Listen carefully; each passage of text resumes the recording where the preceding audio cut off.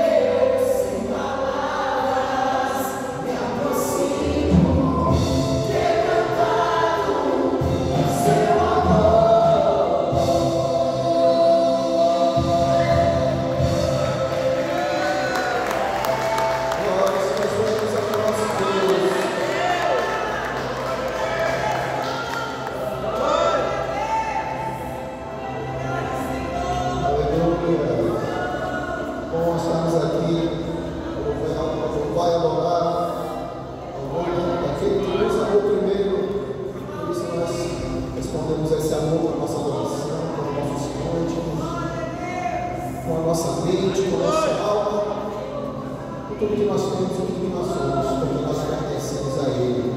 Fomos comprados a preço de sangue, sangue derramado naquela cruz. Que privilégio, irmãos. Glórias a nosso Deus.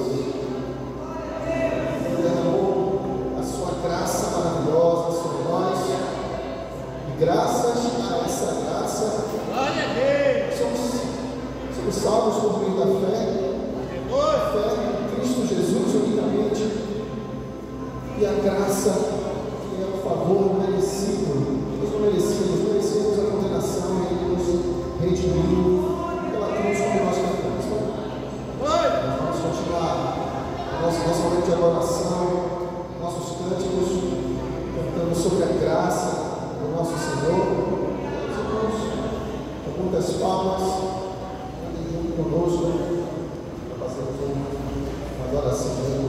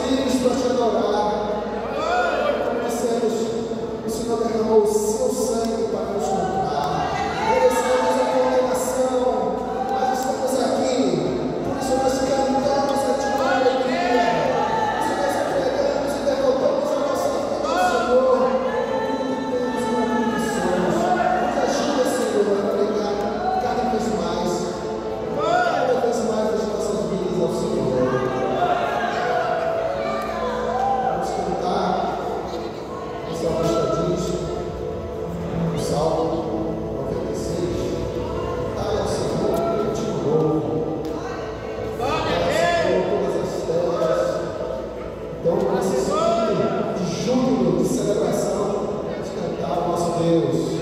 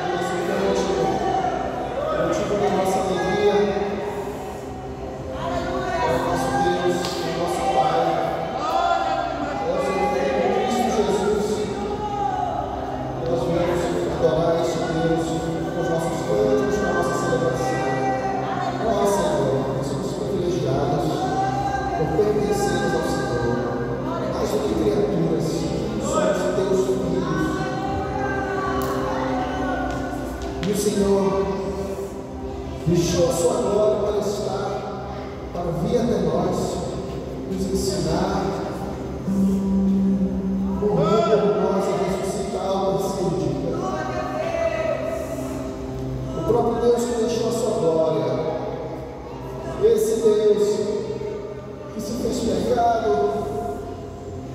teve sua carne moída, para que pudéssemos ser livres, pagando o preço que era para nós, Deus.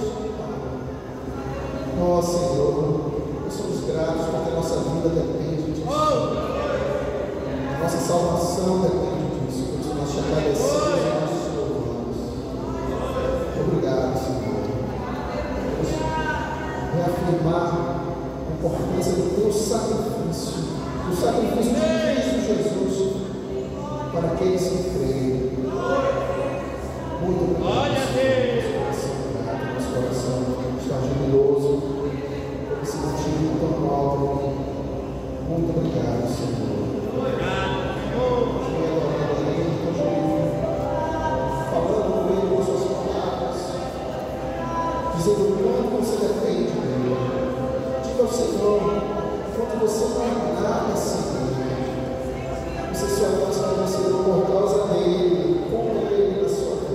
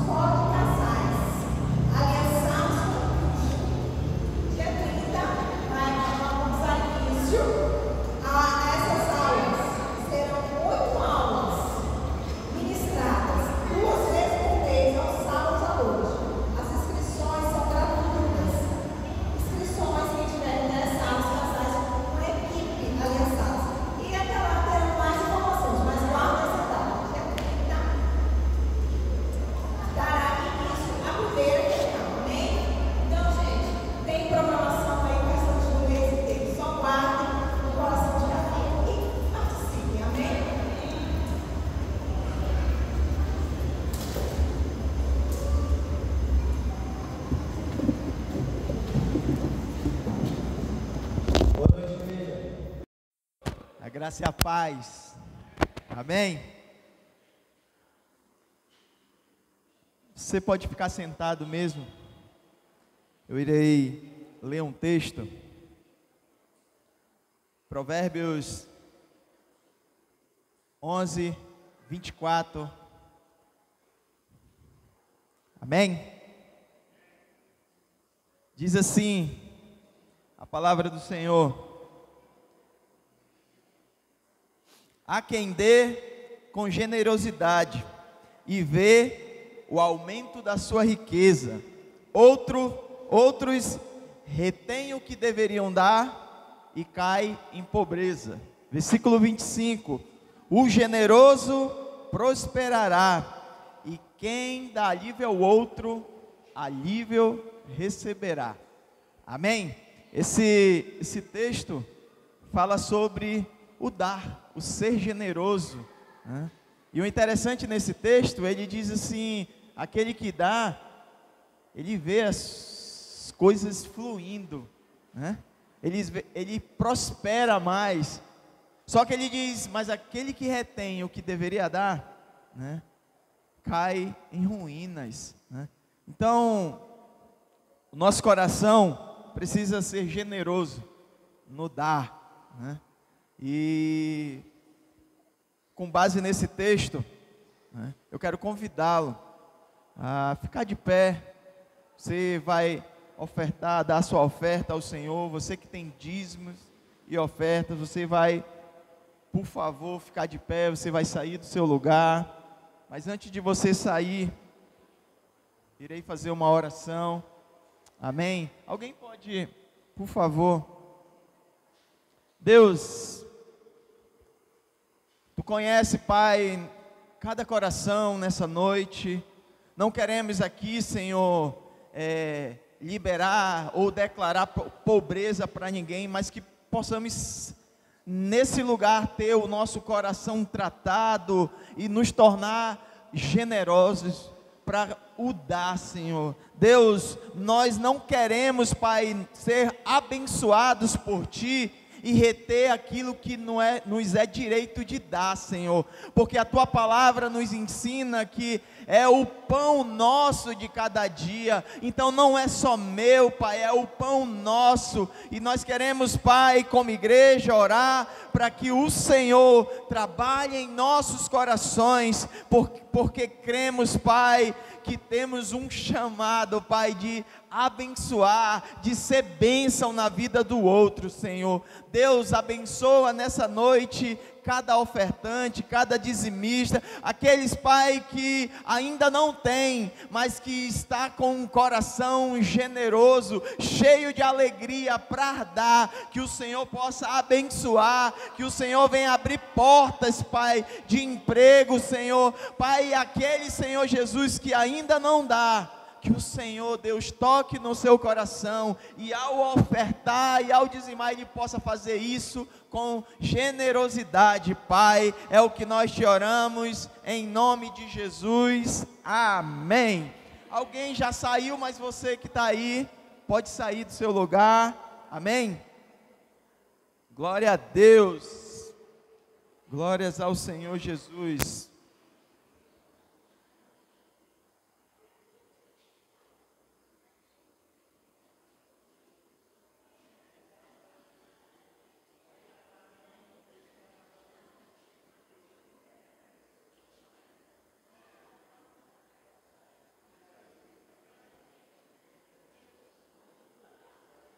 Aleluia! As crianças, a partir dos 2 anos até os 12 anos de idade, podem se encaminhar para as salas.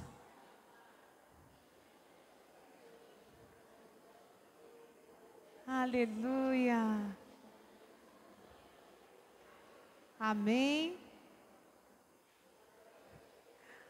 A Eva está vendo se é a revista dela mesmo. E Wagner, semana passada ela estava com a da Manu. Foi uma busca. Nós tivemos que fazer uma investigação aqui. Aleluia! Bom, queridos, que bom que você está aqui. Sejam todos bem-vindos. Eu quero dar mais um aviso, tá? No sábado, dia 23, eu quero convidar a todos aqueles que querem fazer parte da recepção e do acolhimento aqui na igreja, tá? Que nós vamos ter um treinamento, tá bom, amados? Aí, pelas mídias sociais, você já pode fazer a sua inscrição.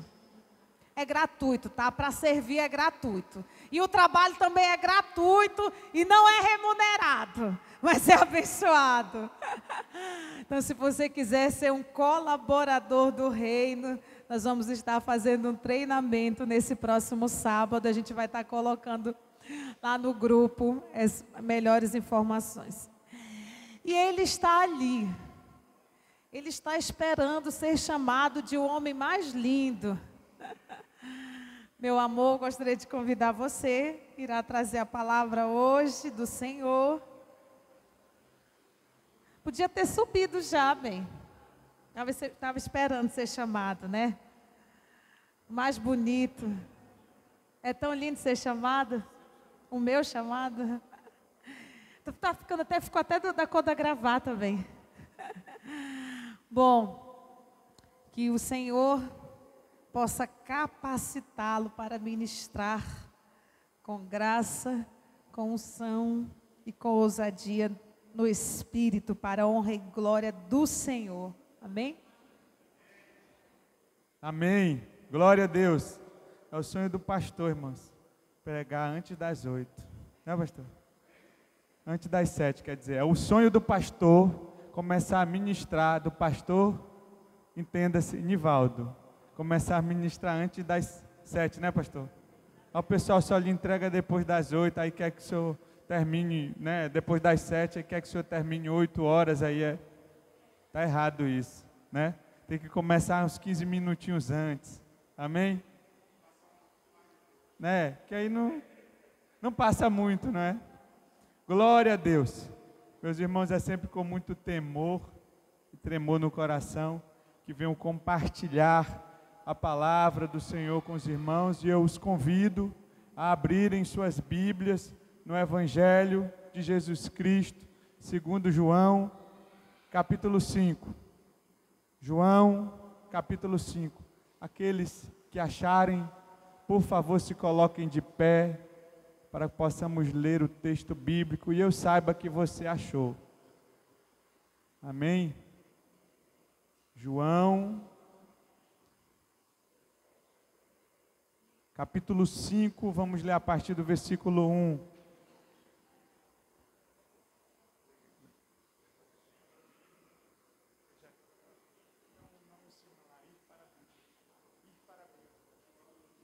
João, capítulo 5.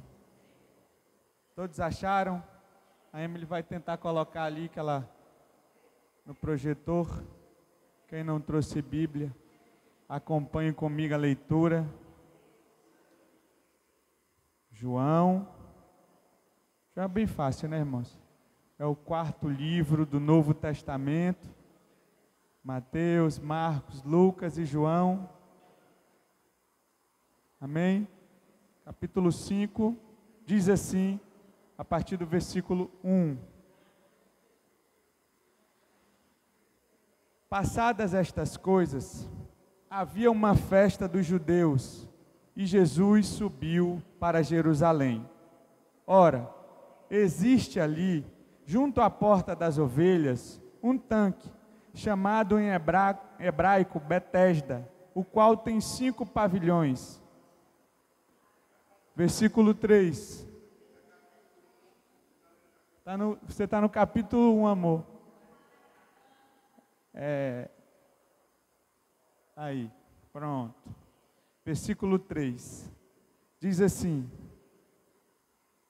nestes jazia uma multidão de enfermos, cegos, coxos, paralíticos, esperando que se movesse a água. Porquanto um anjo descia em certo tempo, agitando-a, e o primeiro que entrava no tanque, uma vez agitada a água, sarava de qualquer doença que tivesse. Versículo 5. Estava ali um homem enfermo, havia 38 anos. 6. Jesus, vendo-o deitado e sabendo que estava assim há muito tempo, perguntou-lhe: queres ser curado? Respondeu-lhe o enfermo: Senhor, não tenho ninguém que me ponha no tanque quando a água é agitada, pois enquanto eu vou, desce outro antes de mim. Então lhe disse Jesus: levanta-te, toma o teu leito e anda. Imediatamente o homem se viu curado, e tomando o leito, pôs-se a andar, e aquele dia era sábado. Por isso disseram os judeus ao que fora curado: hoje é sábado, e não te é lícito carregar o leito. Ao que ele lhe respondeu: o mesmo que me curou me disse: toma o teu leito e anda. Perguntaram-lhes eles: quem é o homem que te disse: toma o teu leito e anda? Mas o que fora curado não sabia quem era, porque Jesus se havia retirado por haver muita gente naquele lugar. Versículo 14. Mais tarde, Jesus o encontrou no templo e lhe disse: olha que já estás curado, não peques mais, para que não te suceda coisa pior. Curve sua cabeça, deixe sua Bíblia aberta e ore comigo. Senhor nosso Deus, Deus Todo-Poderoso, nós te rendemos graças por estarmos aqui ouvindo a tua palavra. Queremos te pedir, Senhor, fala conosco através da tua palavra, pois ela é a verdade, ela é poderosa, ela é mais cortante que uma espada de 2 gumes, e nós te pedimos, fala aos nossos corações, em nome de Jesus, amém. Podeis assentar.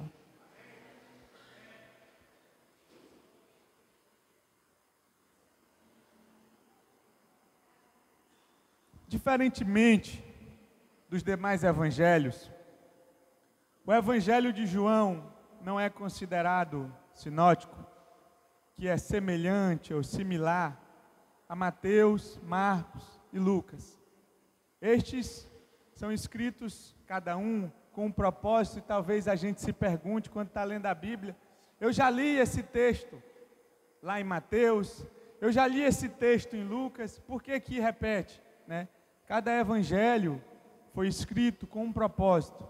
Mateus, ele escreve para os judeus, por isso ele começa trazendo a genealogia de Jesus de Davi, para mostrar que Jesus era o Messias prometido, aquele que viria da linhagem de Davi. Marcos, ao contrário, ele escreve para os romanos, é o evangelho mais curto, tem 16 capítulos, e ele mostra um servo em ação. Jesus o tempo todo, ele não foca nos grandes discursos de Jesus, mas Jesus o tempo todo em movimento, pregando e curando, pregando e curando.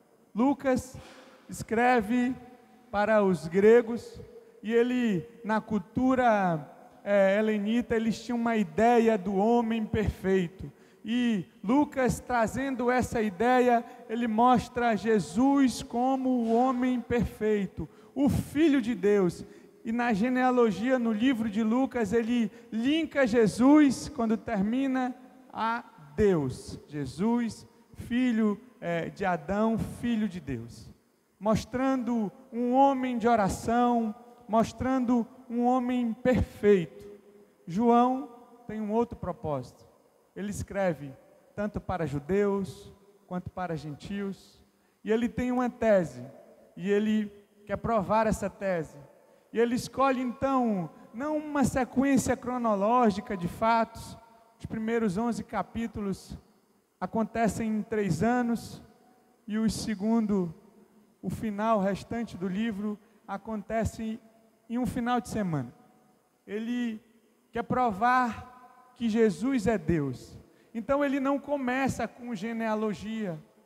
Você não vê, por exemplo, como em outros evangelhos, que Jesus expulsa demônios, não tem lá. Você não vê Jesus curando enfermos, mas 80% do Evangelho de João só está em João, não está nos demais evangelhos. Só lá nós vemos, por exemplo, o encontro de Jesus com a mulher samaritana, o primeiro milagre de Jesus, a conversa com Nicodemos, a cura deste paralítico.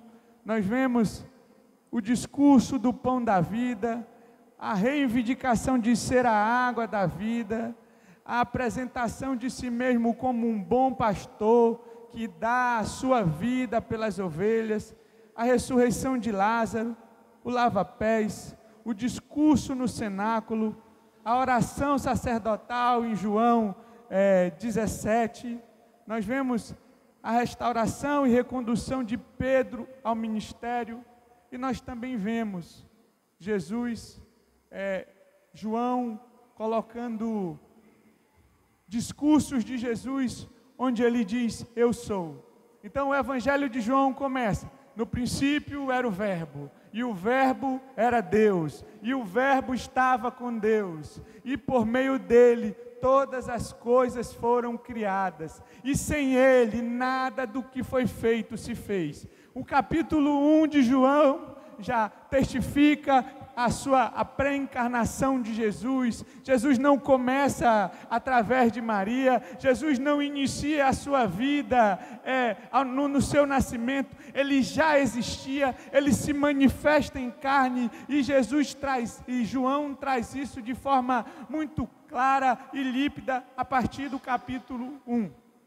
Jesus é Deus, Jesus sempre existiu. Foi através dele que todas as coisas foram criadas. Foi por meio dele. Sem ele, nada do que foi feito se fez.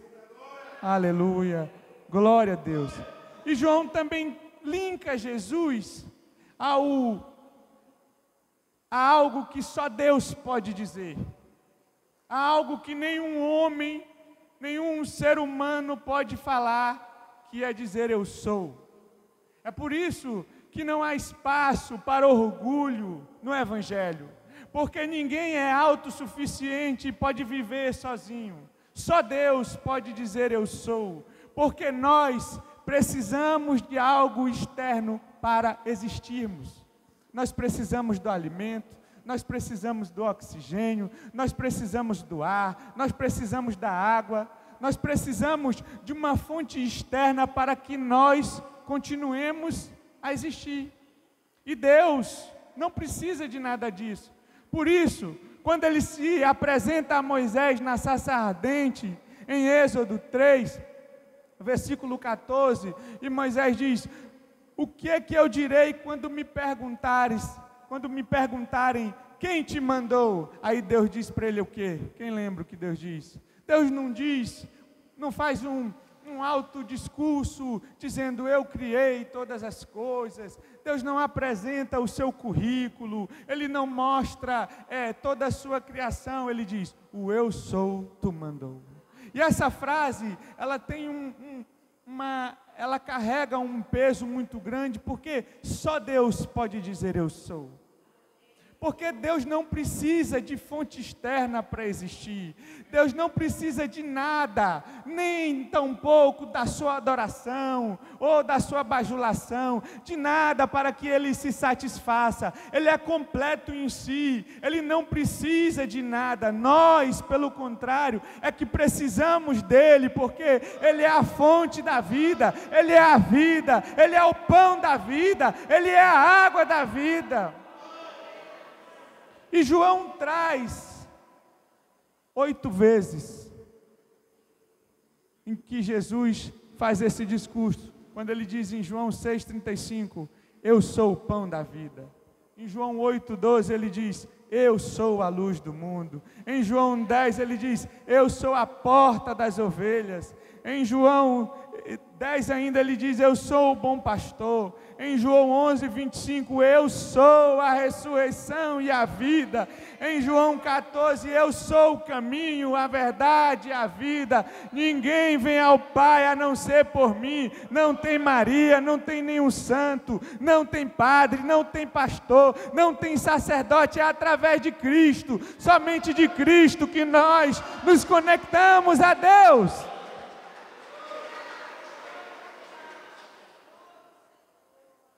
eu sou a videira verdadeira. Ninguém dá fruto longe de mim. Não existe evangelho longe de Cristo. Não existe evangelho sem Cristo. Não existe salvação sem Cristo. Não existe frutos de arrependimento longe ou distante da videira verdadeira. É por isso, irmãos, que não há espaço para orgulho no evangelho. Somente Deus pode dizer eu sou. Mas nós chegamos no capítulo 5 e Jesus diz que ele sobe a Jerusalém, diz aqui no versículo 1, passando estas coisas. Quais são essas coisas? Jesus fala com Nicodemos, as bodas de Caná da Galileia, ele encontra alguns discípulos, um encontro com a mulher samaritana, aquilo que era inadmissível para um judeu. Um judeu, irmãos, já não falava com uma mulher, ainda mais sendo ela samaritana. Samaritana não era nem homem nem mulher.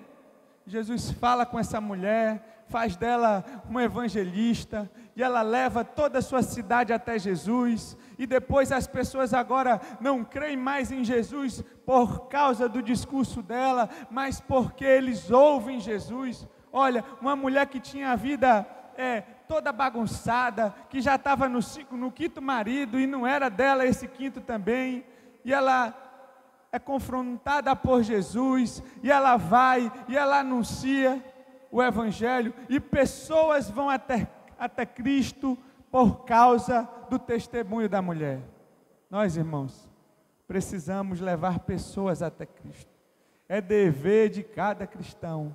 Eu tenho certeza que Deus fez uma obra na sua vida, como fez na minha, como tem feito na vida de todos nós, e é dever de nós anunciarmos as boas novas que Deus fez em nós. Às vezes a gente fica pensando, mas eu não sei teologia, mas eu não sei explicar isso, nem aquilo. Diga só o que Jesus fez. Foi isso que ela disse. Ela disse, achei aquele que tem dito tudo quanto tenho feito, e a cidade foi todinha lá. Ela não foi num discurso profundo, ela não levou a teologia lá para o conhecimento daquelas pessoas. Não, ela não fez nada disso. Venham ouvir aquele que tem dito tudo o que eu tenho feito. E a cidade foi e se converteu. Aleluia. Então, passadas essas coisas, havia uma festa dos judeus, e Jesus subiu para Jerusalém, e existia junto à porta das ovelhas um tanque.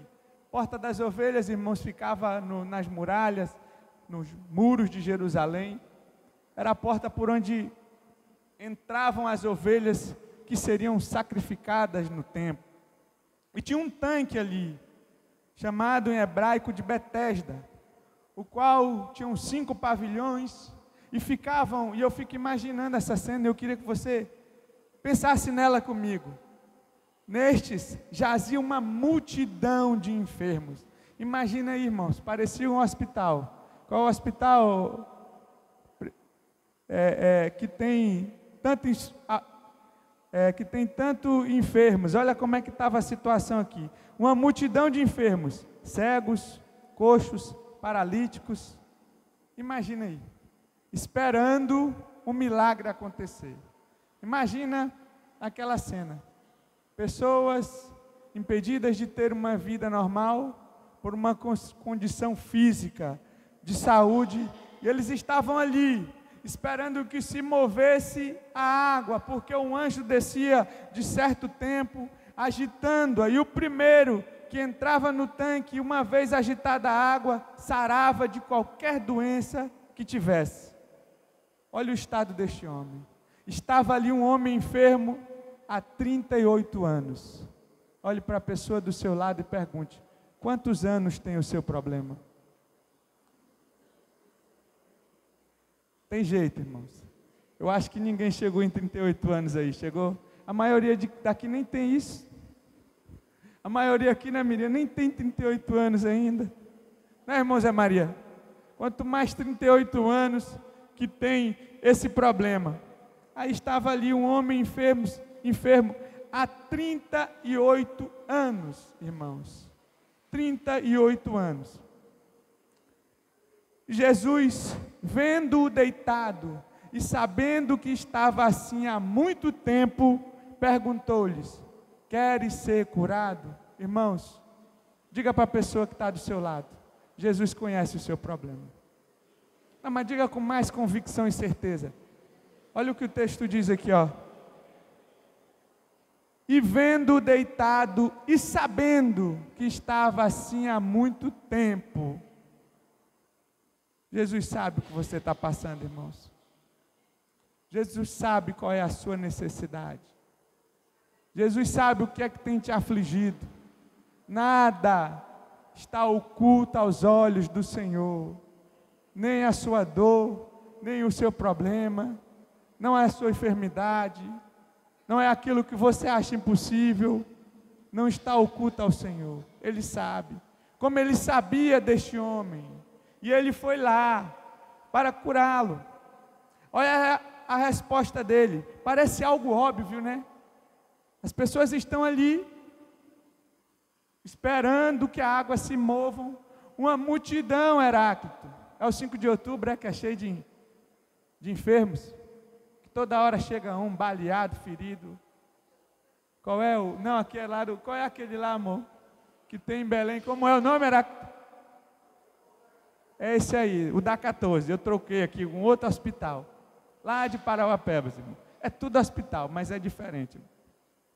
Aí vamos imaginar, aí Jesus chega lá, tem um monte de enfermo, e ele pergunta para o enfermo, conhecendo que ele tinha este problema, há 38 anos, queres ser curado? Não parece algo óbvio? Não parece algo que é uma pergunta que talvez se fosse outra pessoa que fizesse, irmãos, para nós aqui que não está vendo, tem gente que ia dar uma resposta atravessada para Jesus aqui.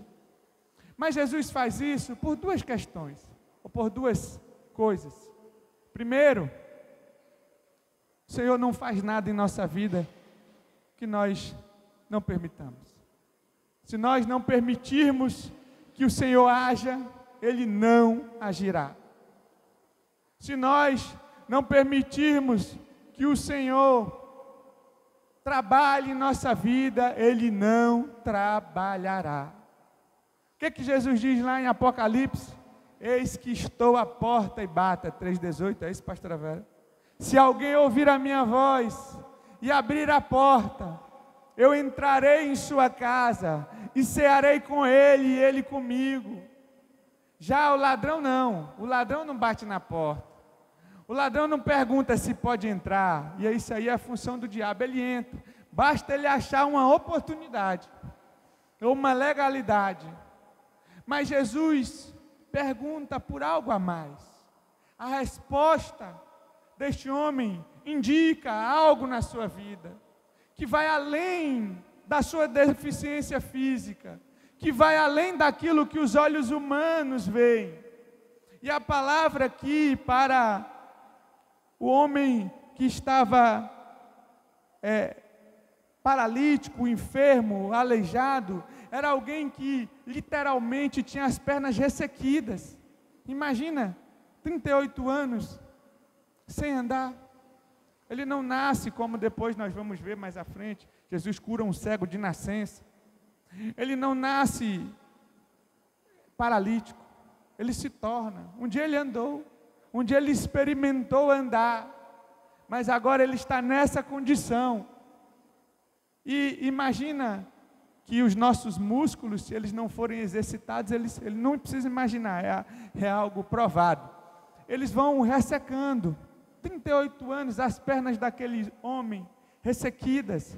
E essa aqui seria a palavra para trazer a ideia no texto original. Um homem paralítico, de não poder andar, com as pernas ressequidas.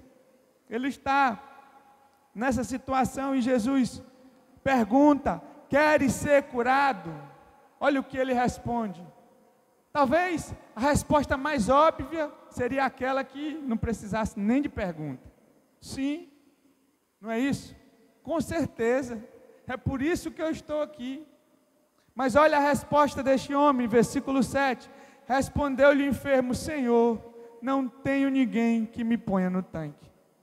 Aquele homem, além de estar 38 anos nesta condição, esperando um milagre, vendo pessoas sendo curadas, tendo a oportunidade de ser, não conseguia, porque na hora que a água era agitada, ia alguém primeiro que ele e era curado, e ele não conseguia, e a sua frustração ia aumentando.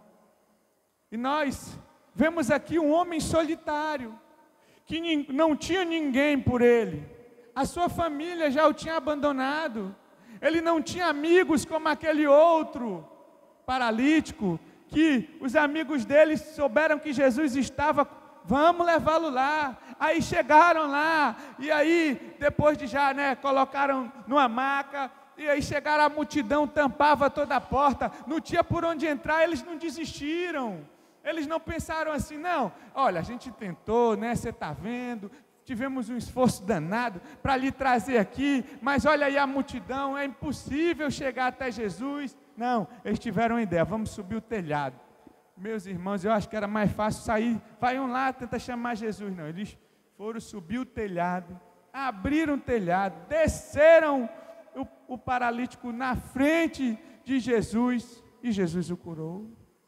Este não tinha amigos, ele não tinha família, além de uma condição física visível, ele tinha algo no seu coração que também precisava ser tratado.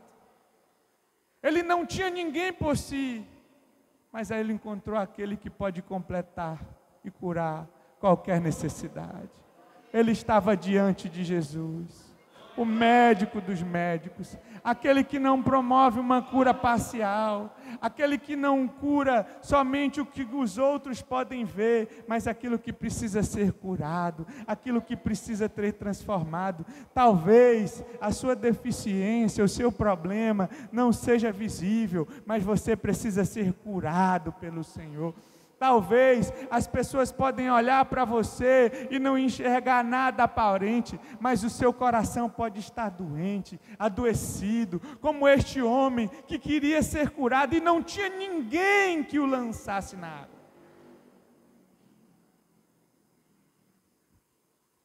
Ele não tinha ninguém, mas ele encontrou-se diante de Jesus. Não importa qual é o nosso problema, o que a gente está passando, Jesus tem poder para curar. Jesus tem poder de salvar, de transformar, de restaurar a vida, de dar novo sentido. Aquele homem não tinha mais esperanças, ele estava ali, mas sabia que não tinha jeito. 38 anos, irmãos, nós não estamos falando de 38 dias, nós não estamos falando de 3 anos, nem tampouco de 38 semanas, são 38 anos. Eu nem cheguei nisso ainda, irmãos. É muito tempo. Não é algo trivial. Você levar, e talvez na caminhada da vida, ele foi perdendo os amigos, a família, estava ali naquela situação, sozinho, mas ele encontra-se com o Mestre, ele encontra-se com Jesus, ele encontra com o Deus encarnado, ele encontra com o grande eu sou, ele encontra com o Salvador, ele encontra-se com o médico dos médicos, ele encontra-se com o Rei dos reis, ele encontra-se com o nosso melhor amigo, Jesus Cristo. Aleluia, glória a Deus. Ele fracassou muitas vezes em tentar ser curado. Ele tentou sozinho conseguir a cura, mas todas as vezes que ele tentava chegar, alguém ia primeiro que ele, e ele fracassou, e fracassou, e fracassou. Todo homem, aquele ano, aquele homem via pessoas sendo curadas, e ele continuava mofando em cima de uma cama, mas agora, ao encontrar-se com Jesus, ele recebe uma palavra maravilhosa. Jesus dá uma ordem para ele e diz assim no versículo 8: então lhe disse Jesus: levanta-te, toma o teu leito e anda. Levanta-te, toma o teu leito e anda. Irmãos, imagina um milagre. Não é alguém que está com sua estrutura física normal, não. Suas pernas estão ressequidas. Ele está há 38 anos sem andar. Ele não sabe o que é ficar em pé. Ele fica sob um leito. E o leito era feito é como se fosse aquela... agora me fugiu o nome. Como é, pastora Vera? Não era bem daquele jeito, não. Aquela varinha de pescar de bambu, né? Imagina aquilo ali que dava para enrolar com cordinhas, né? Você colocava debaixo do braço, estendia, tem até tapete assim. Aquilo ali era um leito, não tinha conforto não, irmãos. Não era uma cama confortável, não. Era só para separar do chão. Aquilo era o leito. E Jesus disse para ele: toma o teu leito e anda. Toma o teu leito e anda. Aquilo ali era um sinal de que ele fora curado, de que 38 anos ele andou com aquilo e agora ele não precisava mais daquilo para andar, mas aquilo estava para lembrá-lo e das pessoas que também o vissem, este foi curado.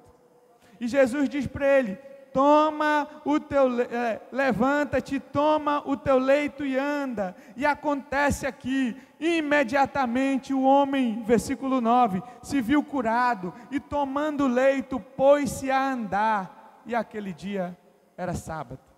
O interessante, irmãos, de o sábado estar aqui, porque a ideia do sábado foi sendo enfeitada pelos judeus, e eles colocaram 39 proibições que não se podia fazer no sábado. Não podia colher espigas. Jesus faz isso com os seus discípulos, porque eles saíram enfeitando.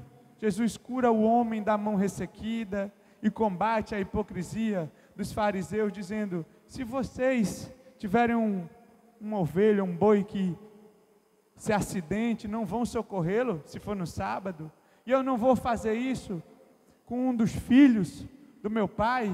Não tem mais valor o homem do que qualquer animal. E agora a oposição começa a se levantar. Versículo 10 diz: por isso disseram os judeus ao que fora curado: hoje é sábado e não te é lícito carregar o leito.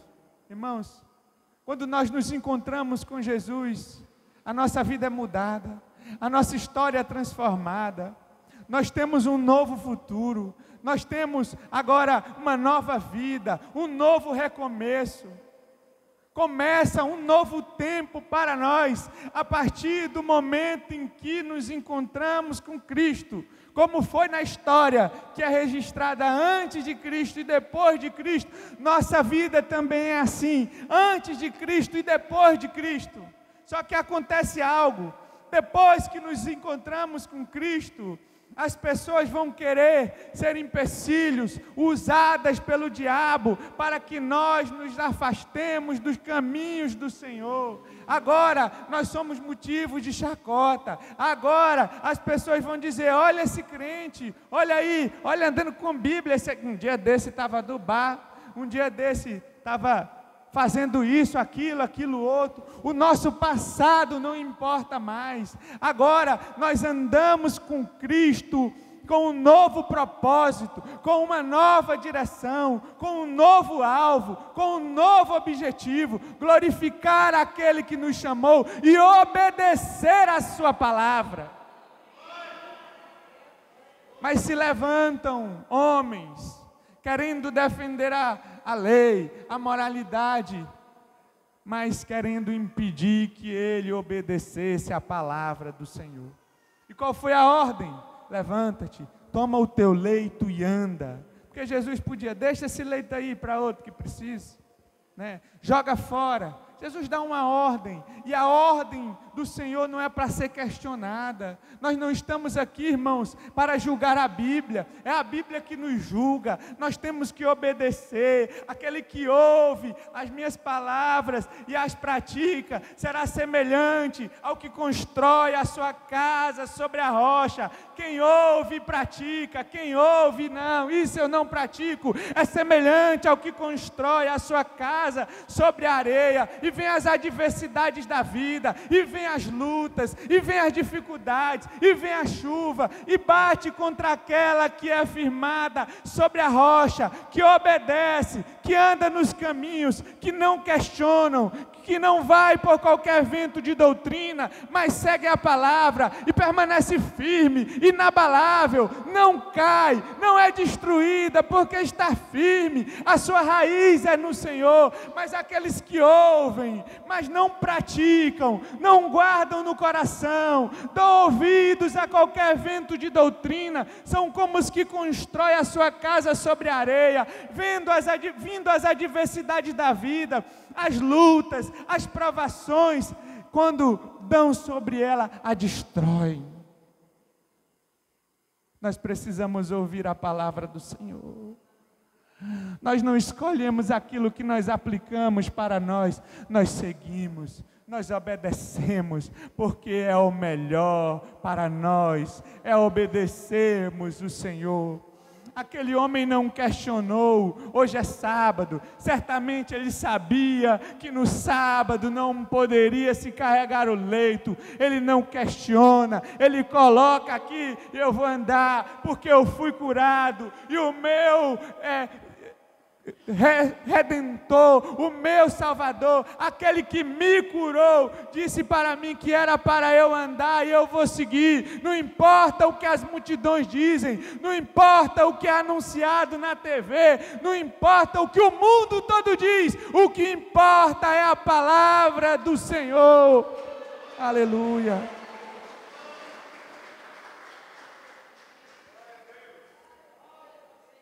Mas ele respondeu, versículo 11, ele diz, ao que lhe respondeu, o mesmo que me curou me disse, toma o teu leito e anda.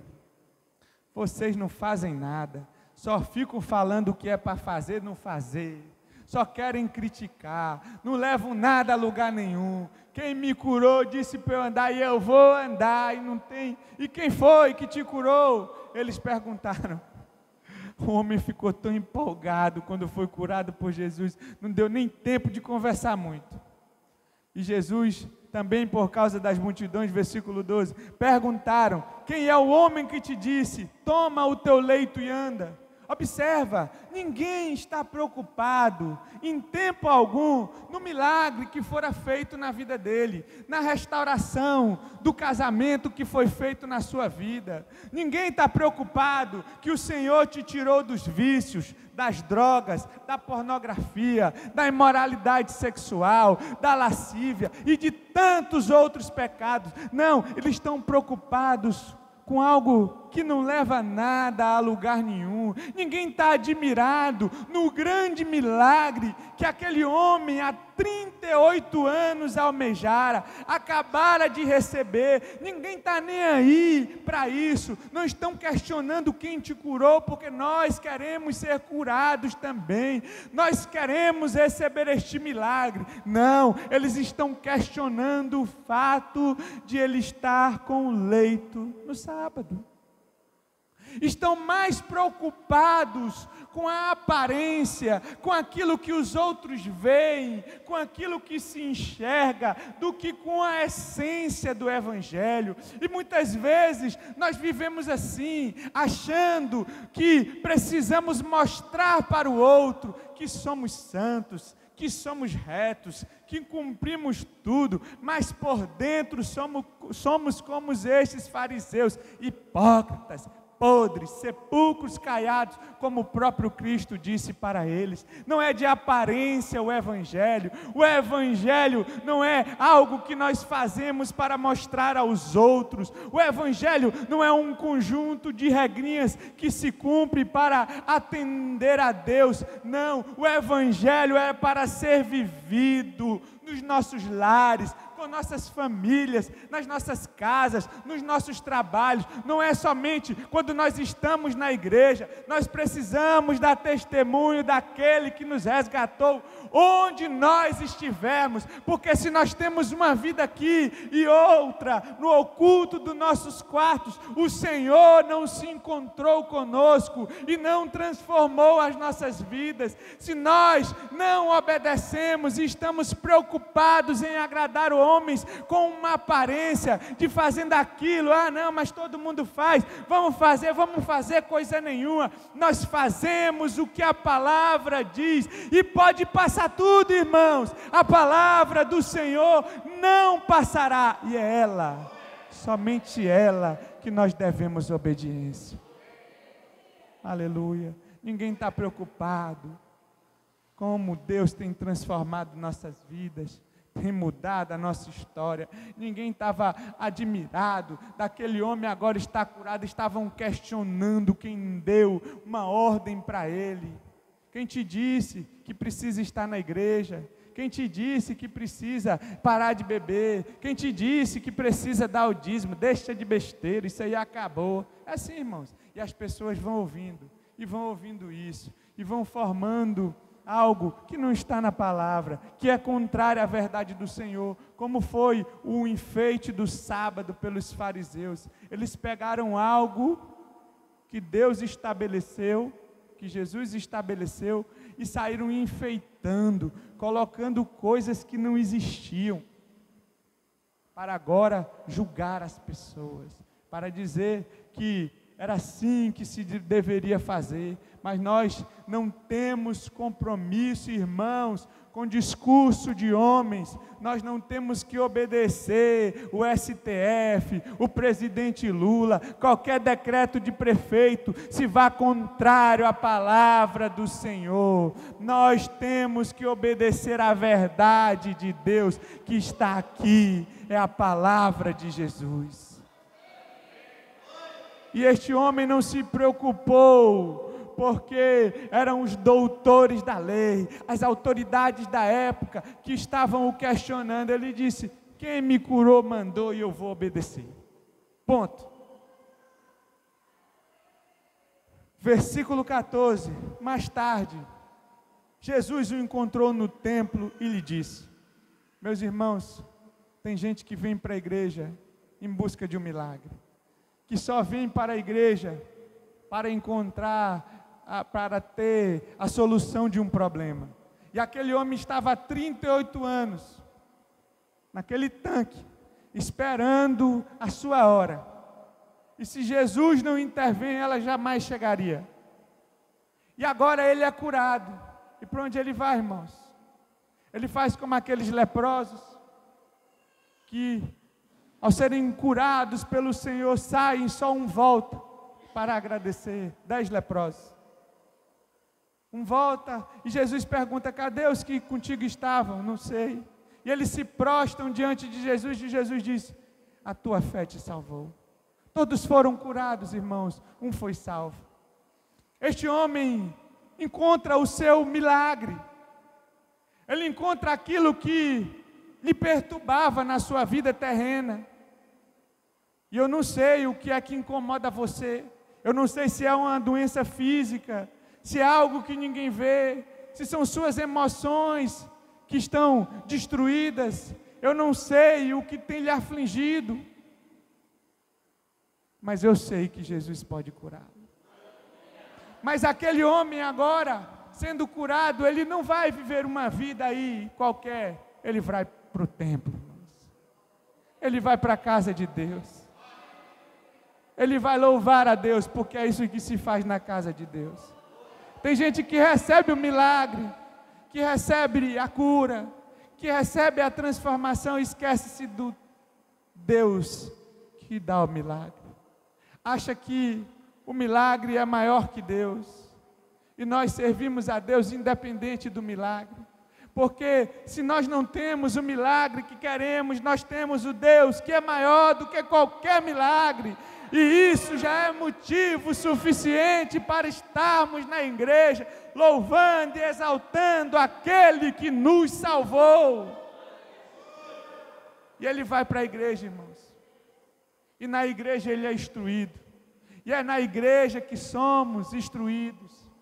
E aqui nós vemos algo revelador para a vida daquele homem, que também se aplica a nós. Jesus se encontra com ele no templo.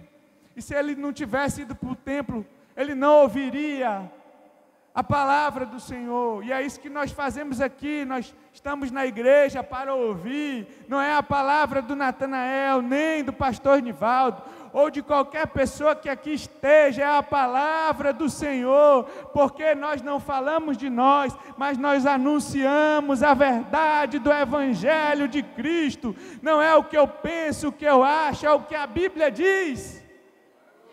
Glória a Deus. E ele encontra-se com Jesus. Mais tarde, Jesus no templo lhe disse: olha que já estás curado. Recebeste o teu milagre. Aquilo que você esperava por 38 anos. Agora tem uma advertência. Não dá para ter a mesma vida quando nós encontramos-nos com o Senhor. Foi a mesma advertência que Jesus diz para a mulher adúltera. Capítulo 4 de João, capítulo anterior.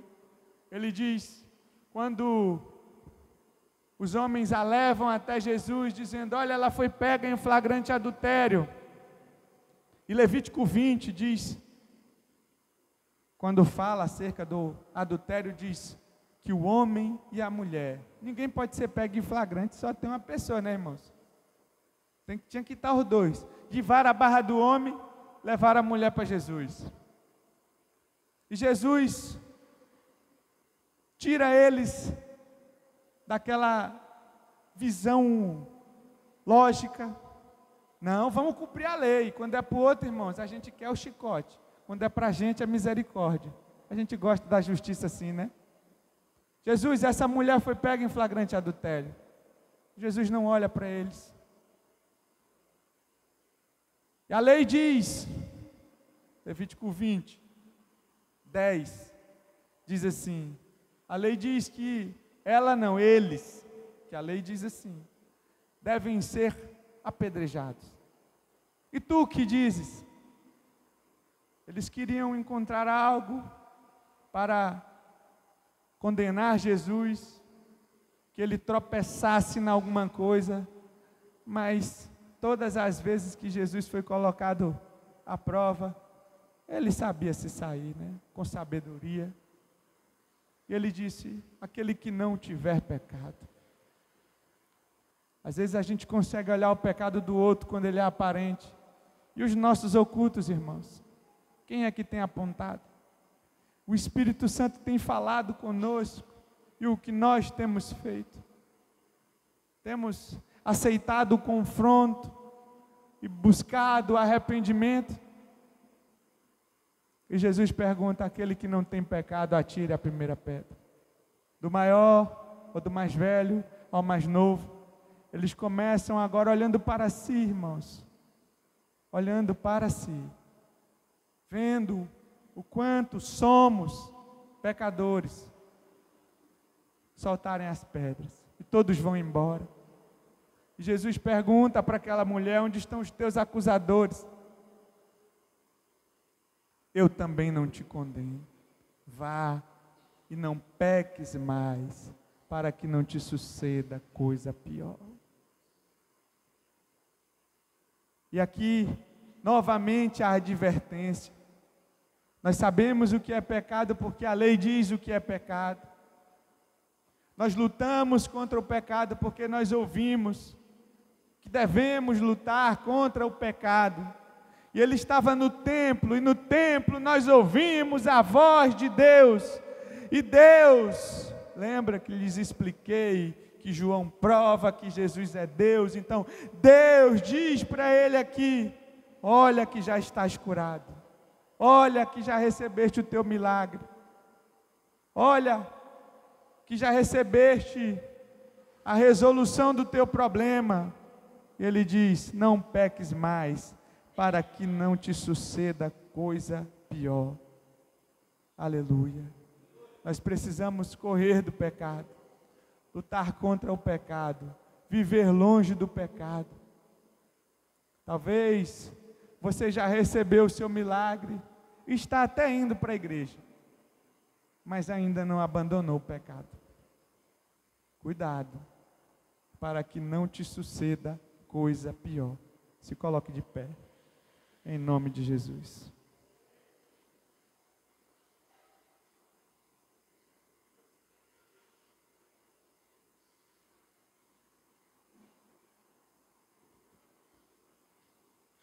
E o que é pior que o pecado pode ocasionar, meus irmãos? Pior do que estar coxo por 38 anos sem poder andar, longe da família, longe dos amigos que o abandonaram, é você viver eternamente longe de Cristo. Coisa pior não é morrer, porque todos nós um dia morreremos, e este homem morreu também. Coisa pior não é ser acometido por uma doença novamente e ficar sem andar. Coisa pior não é agora passar por uma situação mais difícil que aquela que ele fora curado. Coisa pior é viver a eternidade no inferno. Coisa pior para um homem do que ter o coração ferido, porque não tem ninguém para ajudar, não ter parentes, nem amigos, e não ter condições de mover as pernas por uma condição genética, é você viver eternamente sem Cristo. E o pecado, irmãos, é a única coisa que nos afasta de Deus. A doença, ela não nos afasta de Deus. A paralisia não nos afasta de Deus. Nenhum problema pode nos afastar do nosso Redentor. Somente o pecado faz separação entre nós e Deus.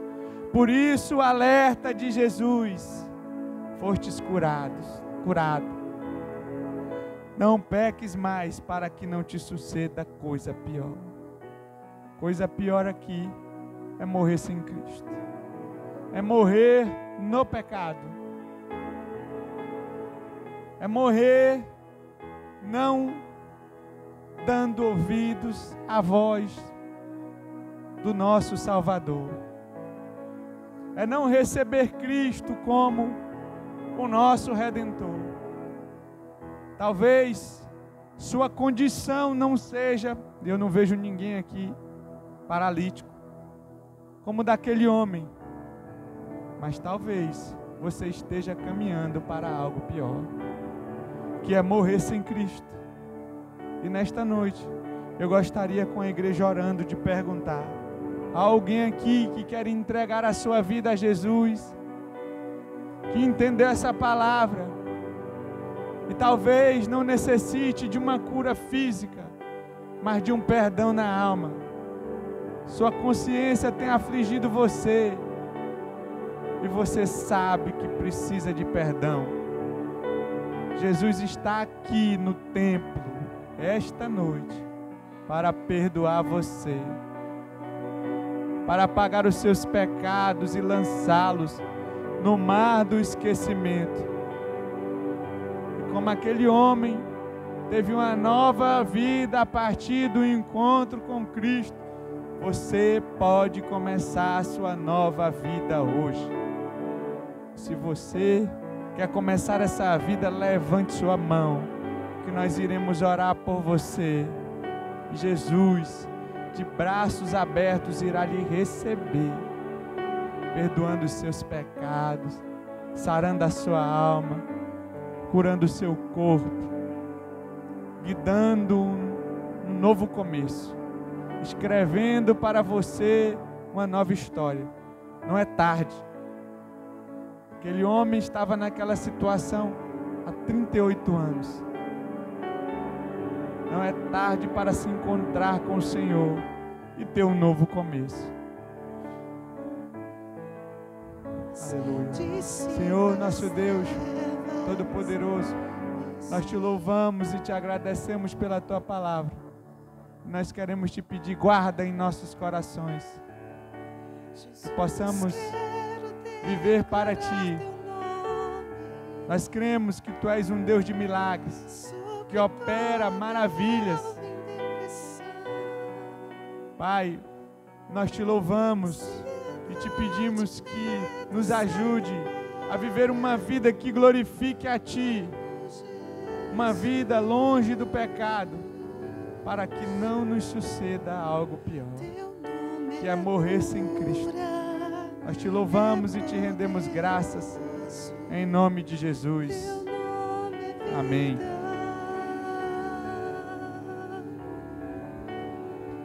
Destrói cadeias, dissipa as trevas, vem incendiar.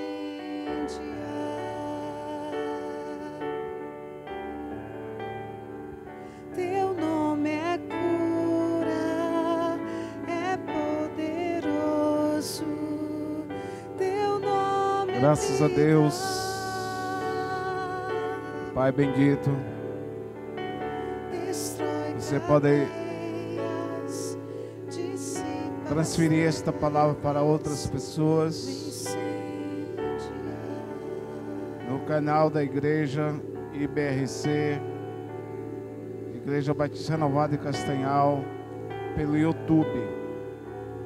Eu não sei se já tem também, Natanael, no Instagram. Então, os queridos podem transferir essas pregações, essas ministrações, os cultos da igreja pelo canal IBRC, Igreja Batista Renovada em Castanhal, tá? De madrugada ainda chega hoje ou amanhã. Levante as mãos nesta hora e diga assim: eu encontrei Jesus.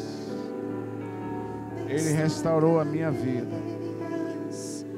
Ele me deu libertação. Ele me curou. Eu sei que Ele guarda o meu tesouro, meu depósito, minha vida, até o dia final. Ora vem, Senhor Jesus. Que o amor de Deus Pai, a graça do Senhor Jesus e a comunhão que consola do Espírito Santo esteja sobre vós, suas famílias, a igreja, as igrejas em Castanhal, e alcance esta cidade para Jesus Cristo. Vão na paz do Senhor Jesus Cristo, irmãos. Senhor vos abençoe. Amém. Até o próximo quarta e domingo, quinta reunião das mulheres e as programações que foram aqui anunciadas.